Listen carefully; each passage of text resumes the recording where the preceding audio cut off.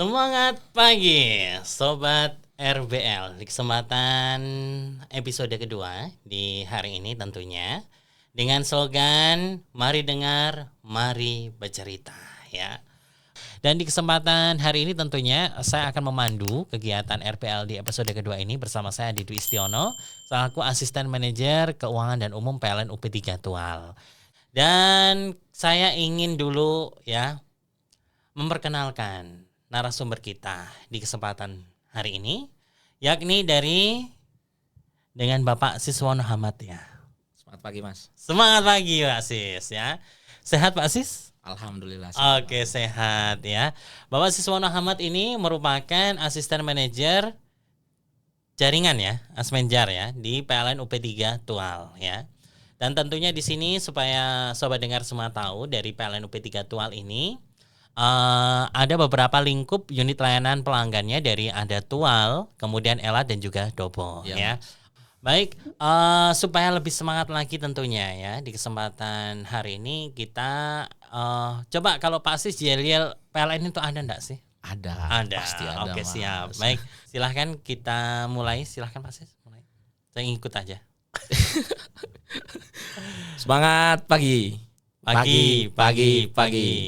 PLN berakhlak, andal, terbaik. Siap. Semangatnya ya terus menyala ya Siap. dalam memberikan pelayanan kelistrikan ke masyarakat khususnya di wilayah kerja PLN UP3 Tual ya. Oke, kita bercerita sedikit terkait dengan masalah listrik ini. Sebetulnya listrik padam itu merupakan hal yang biasa Pak Sis ya. Hal biasa tapi tanggung jawab kita. Mas. Iya betul, tanggung jawabnya itu ya. Kalau boleh tahu nih, biasanya listrik padam itu karena apa sih? Mungkin sobat dengar RBL semua ada yang pengen tahu nggak ya? Listrik padam itu karena apa gitu? Jadi, silahkan Mas Sis. Makasih Mas. Ya. Listrik padam itu ada beberapa bagian. Ya, beberapa permasalahan. Ya. Kalau listrik padam bisa dibagi ada dua Mas. Listrik padam karena gangguan. Betul, karena gangguan ya. Atau listrik padam karena terencana kita pemeliharaan. Pemeliharaan. Kalau listrik karena pemeliharaan pasti terjadwal. Betul. Dan ada pemberitahuan ke pelanggan. Betul. Tapi kalau listrik gangguan, nah ini yang jadi masalah nih Mas. Ini kadang-kadang tidak diminta, tidak tahu waktunya, Tiba-tiba aja datang Mas. Seperti enak-enak kita waktu makan ya, Iya. terus tiba-tiba lampu pet mati. Mau makan juga rasanya nggak enak. Baik. Terus Pak Aziz. Untuk itu kita di UP3 Tual ini menyiapkan personil untuk mengantisipasi apabila terjadi gangguan. Nah, itu disiapkan di masing-masing posko Mas. Masing-masing posko ya. Jadi pelanggan melapor enggak masalah. Nanti kita antisipasi, kita siapkan dengan personel kita di posko-posko seperti itu Mas. Betul, baik. Nah Pak Sis, ini kalau ngomong-ngomong ya terkait dengan waktu listrik padam itu ya, itu biasanya pelanggan itu langkahnya gimana? Atau harus mendatangi kantor PLN? Ataukah harus seperti apa? Baik, makasih Mas Adi. Untuk pengaduan bisa ada beberapa cara Mas. Nah, seperti apa? Satu, kita mengadukan langsung ke posko. Iya, atau ke kantor PLN kita. Kantor PLN. Ya, kemudian melalui telepon 123 kemudian melalui aplikasi yang sangat mudah efisien dan tidak butuh waktu lama Mas. Aplikasi apa itu? Namanya PLN Mobile Mas. PLN Mobile ya. Bisa langsung masuk ke menu pengaduan, lalu di dalam menu pengaduan itu sudah ada jenis-jenis fasilitas yang misalnya ada masalah di situ, nah silakan dipilih, kemudian langsung diklik. Masuk ke kita, masuk termonitor di comment center. Oke, berarti langkahnya tadi download dulu berarti aplikasi PLN Mobile-nya ya. Kalau bisa download TikTok, ngapain nggak bisa download PLN Mobile ya? Oke. Jadi harus di-download dulu aplikasi PLN Mobile-nya baru bisa melapor pengaduan gangguan tadi ya. Langkah-langkahnya tadi masuk melalui aplikasi PLN Mobile lalu masuk di menu pengaduan. Ya. Silahkan nanti lokasinya di-share di situ ya, ada ya. Jadi kita daftarkan ID pelanggan kita, masukkan nomor HP, setelah itu menunggu proses dari comment center dihubungi ke pelanggan. Nanti pelanggannya, comment center menghubungi pelanggan. Pasti menghubungi pelanggan. Setelah dihubungi, nanti bisa dimonitor langsung, Mas. Bisa dimonitor langsung ya. Monitor langsung di HP. Lacak pengaduannya sudah sampai di mana. Oke, siap. Kalau mendatangi PLN itu mungkin dulu, Pak. Iya, itu dulu ya. Dulu ya masih konvensional, Mas. Itu datang ke kantor lalu melapor ada gangguan. Nah, kalau sekarang sudah lebih mudah, Mas. Baik, terus kemudian Pak Sis, saya ingin menanyakan, kira-kira kalau dari sisi personil ini berapa personil yang biasanya tiap kali ada gangguan itu berapa tim ataukah berapa orang gitu? Ya, kalau kita siapkan tim di masing-masing posko kita, ada 3 posko, Mas. Posko utama kita di ULP Tual Kota, kemudian di ULP Elat dan di Dobo. Nah, masing-masing posko itu ada jumlah keseluruhan 90. Keseluruhan ya? Ya, dibagi per shift, Mas. Per shift. Ya, 90 itu sudah ada di Tual, Elat dan Dobo. Ya. Oke. Ya. Jadi masing-masing, dan juga bukan cuma di pulau-pulau juga ada. Oh, di pulau-pulau ya. Pulau-pulau kecil. Pulau-pulau kecil juga ada. Satu posko itu, Mas, terbagi jadi 3 shift. 3 shift. Ya. Satu posko 3 shift. Berarti jam-jam berapa? Jam-jam dari jam 8 sampai jam 4 sore. 4 sore. Ya, jadi 8 jam. Satu tim. Oh, satu tim. Ya, lalu tim jam 4 jam. Lalu jam 4 sampai jam 12, jam 12 sampai pagi. Oke, baik. Wah, 3 shift ya. Berarti 3 shift. Berarti 24 jam ya selalu pelayanan ya. Jadi kalau misalkan kita sedang tidur, tiba-tiba lampu mati, sudah ada PLN Mobile, tinggal sambil tiduran, klik saja, langsung petugas akan mengkonfirmasi. Siap. Nah, biarpun pukul 1 dini hari kah, 2 dini hari. Ya, personil saya mudah selalu sekali. Ya. Personil kita siap 24 jam, Mas. Betul, siap 24 jam ya. Oke, baik. Terus kemudian Pak Sis, ini dari sisi kira-kira dengan total sekian itu merasa yakin aman enggak? Kalau ya kita tetap ikhtiar, Mas. Ikhtiar tetap, tapi kalau untuk pengaduan rumah, pengaduan pelanggan di rumah masing-masing, persil masing-masing pelanggan itu tercover, Mas. Tercover dengan jumlah 90 orang itu sangat cukup untuk. Cukup ya. Ya. Oke, baik. Terus kemudian dari sisi selain mungkin pelanggan ini melaporkan terkait dengan listrik padam, kira-kira kiat-kiat dari PLN untuk mengantisipasi ya terjadinya padam. Tentunya kan PLN punya strategi-strategi ya pastinya. Kita hidup juga punya strategi. PLN juga punya strategi ya. Kira-kira kalau dari sisi strateginya PLN untuk ya setidaknya lah untuk mengurangi durasi kah atau memperkecil jumlah lokasi padam ataupun langkah-langkah ya dari sisi PLN itu lakukan apa aja kira-kira? Ya, kalau dari sisi kita, Mas, tadi kita menyinggung tadi masalah pemeliharaan. Nah, itu salah satu langkah kita untuk mengantisipasi tidak terjadinya gangguan. Tidak terjadinya gangguan. Ya. Pemeliharaan juga dibagi beberapa, Mas. Baik. Ada yang pemeliharaan sifatnya korektif. Ada yang sifatnya preventif. Ya, kalau korektif apa nih? Kalau korektif itu sifatnya setelah terjadi gangguan baru kita pemeliharaan. Oh, setelah terjadi gangguan tiba-tiba lampu mati terus kemudian lakukan pemeliharaan. Misalnya ada peralatan kita, material kita di jaringan yang bermasalah, nah itu sifatnya korektif. Nah, kalau sifatnya preventif ini yang langkah yang kita ambil preventif menjaga dan mengantisipasi, Mas. Oh, menjaga dan mengantisipasi. Ya, kalau preventif itu biasanya dilakukan sebelum terjadi gangguan. Oh, sebelum jadi antisipasinya. Kita sudah antisipasi dengan langkah preventif. Iya, misalnya kita mengganti isolator, mengganti peralatan tiang, kabel, dan yang paling utama, Mas, menjaga ROW. Apa ROW itu? Mungkin sobat RBL semuanya ada yang belum dengar ya. ROW itu apa? ROW itu right of way. Artinya kita kan proses bisnis di PLN itu dari sistem pembangkitan sampai di sistem distribusi dan ke pelanggan. Ya. Nah, sistem distribusi ini rata-rata kita khususnya di Maluku sini itu masih menggunakan kabel udara. Oh, sama kabel udara. Nah, kabel udara itu permasalahannya satu, pohon, Mas. Pohon. Nah, yang pohon-pohonnya dekat-dekat dengan jaringan agar menjadi perhatian ya. Misalkan di samping rumah kok sudah ada pohon yang dekat jaringan, itu langkahnya gimana nih, Pak? Nah, kita sudah siapkan tim juga, Mas. Ya. Tim kita untuk melakukan perambasan, Mas. Perambasan, jadi pangkas ya? Ya pangkas. Cuman yang jadi masalah itu satu, Mas, izin, Mas. Izin. Nah, izin nih yang jadi masalah dari pemilik pohonnya atau siapanya kira-kira? Pemilik pohon, Mas. Pemilik pohon ya. Memang ada beberapa yang kalau pohon itu pohon liar, itu nggak masalah, Mas. Kita bisa tebang langsung atau kita rambas langsung. Nah, ini yang jadi kadang-kadang jadi masalah di kita ketika itu pohon produktif milik pelanggan atau milik masyarakat. Nah, itu agak kita kesusahan ya. izinnya, Mas. Apalagi kayak misalkan pohon-pohon kelapa ya. Ya, seperti itu, Mas. Cengkih ya. Pala mungkin kalau yang di Maluku ini kan cukup banyak ya pohon-pohon yang dekat dengan jaringan ya. Itu mungkin yang mungkin melalui acara ini bisa mengingatkan ke pelanggan untuk kalau bisa kasih izin lah. Iya, jadi bagi pemilik pohon yang sudah dekat dengan jaringan, agar PLN diberikan kesempatan lah ya, supaya listrik kita juga tetap aman dan handal tentunya. Ya, oke.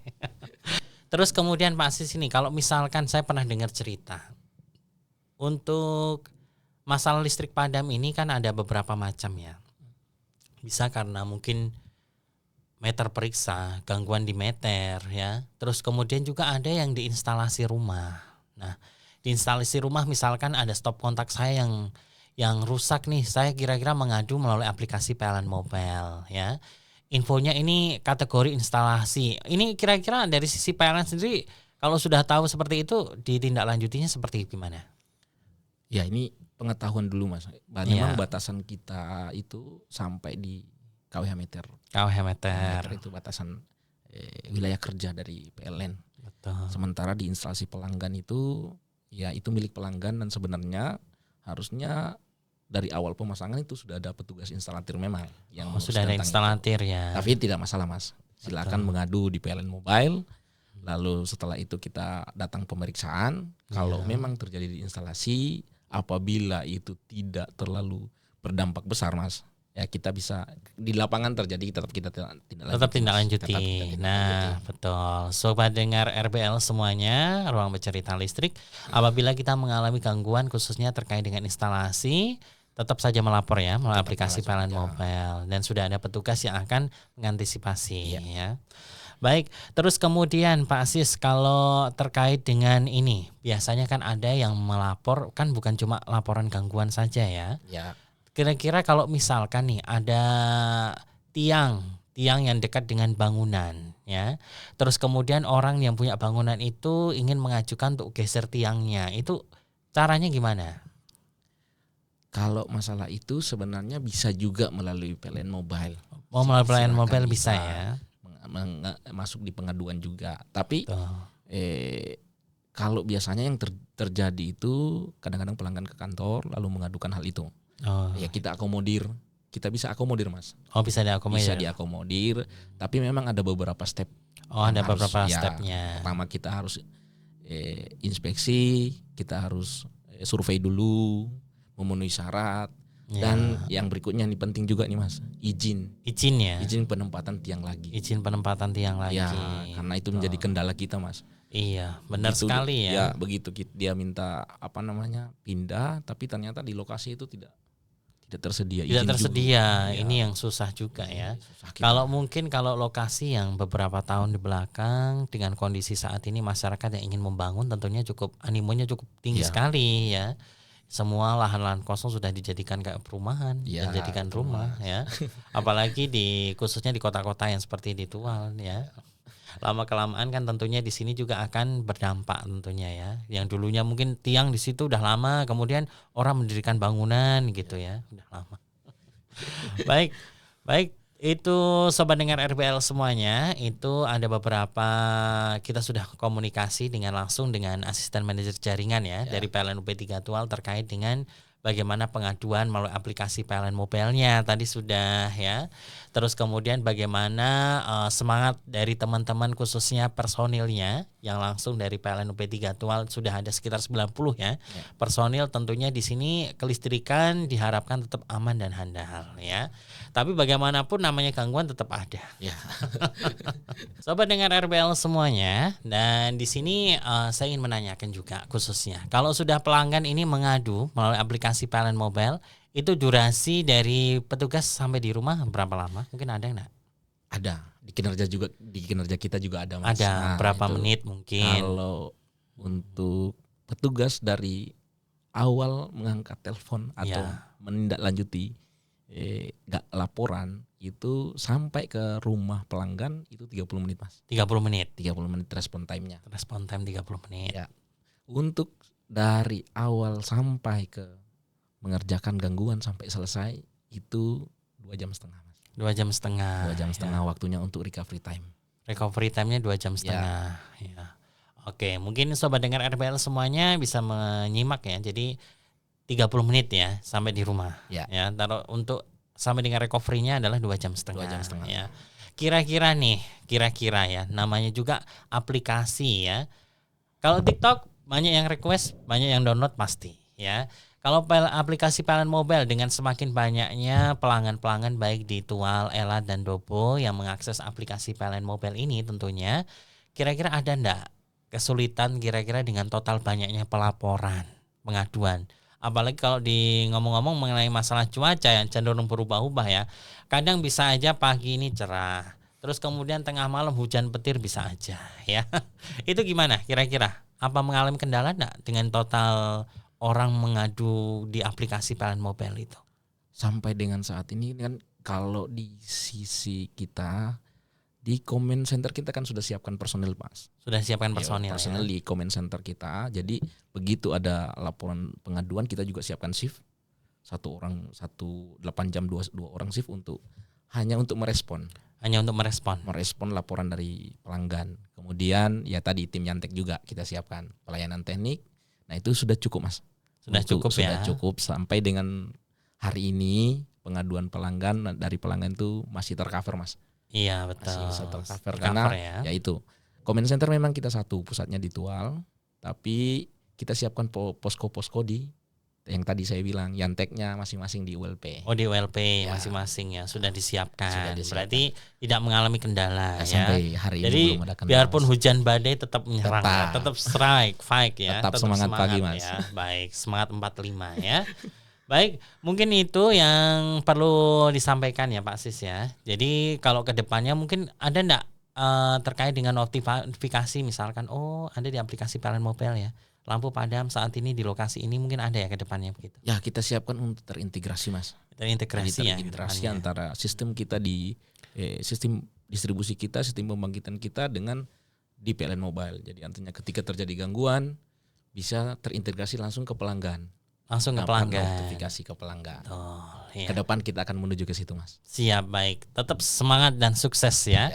Jadi kita sudah ngobrol-ngobrol di kesempatan hari ini di episode kedua RPL kita, yakni terkait dengan masalah pengaduan listrik ya tentunya ya.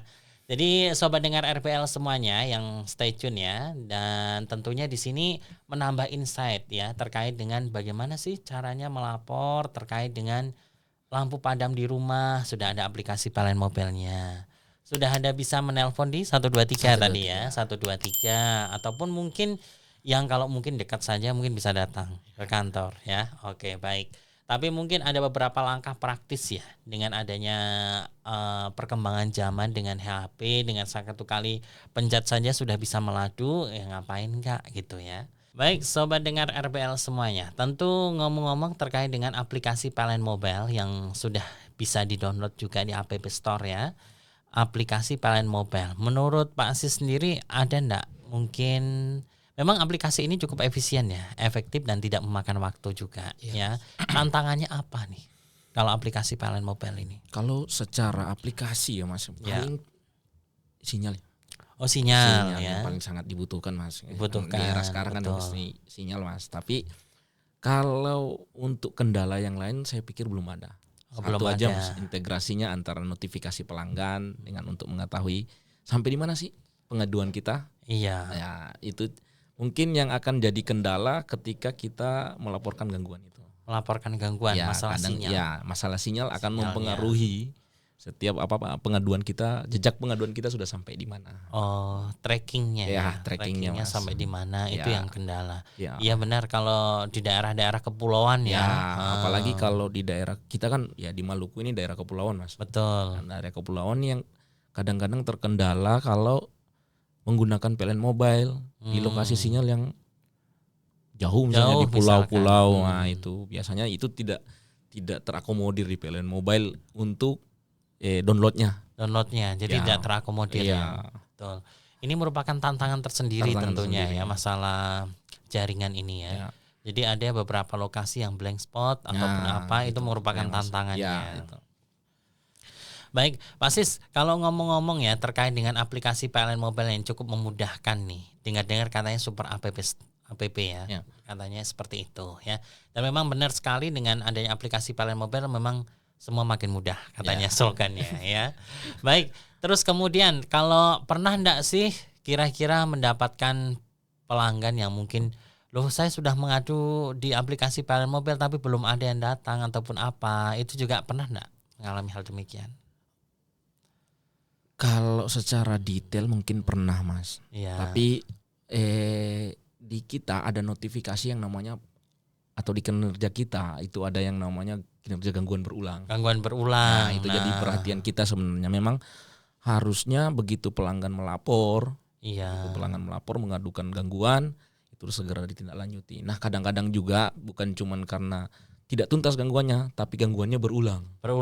Gangguan yang sama terjadi lagi. Nah, itu bisa terjadi juga, Mas. Tapi tidak ada masalah, silakan melapor, mengadukan ulang kembali. Nah, itu kalau sudah menjadi pengaduan berulang, itu menjadi notifikasi khusus untuk kita, Mas. Iya, benar sekali. Dan biasanya itu kadang-kadang pelanggan ini kok lampunya sudah mati, terus kemudian saya melapor Pak di aplikasi PLN Mobile, tiba-tiba lampunya mati lagi. Nah, begitu.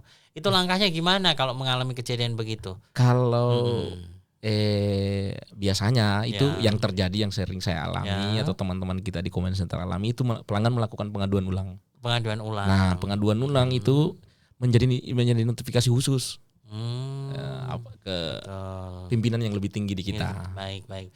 Berarti kan biasanya ada tulisan tuh apakah listrik Anda sudah menyala begitu ya. Kalau sudah tekan sudah, lalu berikan rating yang positif tentunya ya. Oke, baik. Terima kasih Pak Sis, kita sudah ngobrol-ngobrol terkait dengan aplikasi PLN Mobile ya. Tentunya ada gangguannya, bagaimana cara melapornya, cara mengadunya juga sudah jelas tadi. Kita sudah ngobrol-ngobrol bersama asisten manajer jaringannya dari PLN UP3 Tual. Lalu bagaimanapun juga namanya gangguan akan tetap ada ya. Dan tetap ini memacu semangat dari teman-teman PLN UP3 Tual khususnya dari bidang jaringan ya. Untuk semangat memberikan yang terbaik tentunya. Nah, di kesempatan episode kedua ini saya ingin bagi-bagi juga tentunya hadiah kepada rekan-rekan semuanya ya. Hadiahnya cukup menarik ya. Silahkan siapa dari sobat dengar ya yang menyimak ya di kesempatan episode kedua ini, ada 3 pemenang yang akan kita ambil ya. Silahkan bercerita terkait dengan bagaimana cara pengaduan laporan gangguan lampu padam misalkan melalui aplikasi PLN Mobile, diceritakan di situ. Silahkan yang cepat dia yang dapat ya. Tentunya 3 orang pemenang yang akan kita ambil, dan pemenang tersebut harus berada di kawasan dari PLN UP3 Tual ya. Boleh di Kota Tual, di Kabupaten Maluku Tenggara, kemudian juga Kabupaten Kepulauan Aru ya tentunya. Silahkan bagi yang bisa ingin menjawab, silahkan aja di kolom komentarnya di bawah ini ya.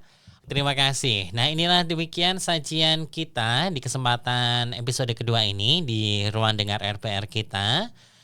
RBL Ruang Bercerita Listrik. Mari dengar, mari bercerita ya. Baik, mungkin kurang lebihnya demikian, dan terima kasih yang sudah hadir narasumber kita yang paling fenomenal ya. Pak Siswono Hamad, terima kasih sudah hadir di Ruang Dengar RBL kita di kesempatan episode kedua ini. Jangan lupa like, subscribe, dan share ya tentunya terkait dengan Ruang Bercerita Listrik ini. Kurang lebihnya saya mohon maaf, dan siang-siang makan bakwan, jangan lupa minumnya es selasih. Cukup sekian dan terima kasih. Terima kasih buat rekan-rekan semuanya yang tetap menyimak episode dari RBL kita yang pertama maupun kedua. Terima kasih juga buat semuanya. Dan semangat pagi tetap harus menyala. Terima kasih. Wassalamualaikum warahmatullahi wabarakatuh.